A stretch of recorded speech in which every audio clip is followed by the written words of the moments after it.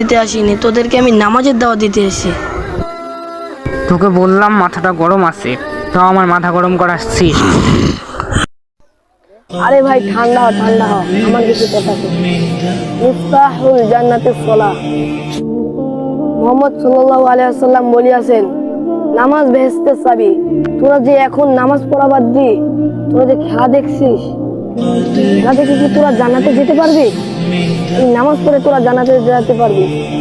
কিয়ামতের দিন সর্বপ্রথম নামাজেরই হিসাব হবে।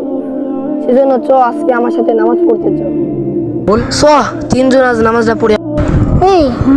রে সত্যি তো, এগুলো তো ভেবে দেখিনি, আজ থেকে এগুলো ভাবতে হবে। তিনজনে মিলে নামাজ পড়ে। এসব ইহুদিদের জার্সি পরেও তো নামাজ হবে না, এগুলো খুলে ফেলি, বাড়ির থেকে পাঞ্জাবিটা পরে আসি।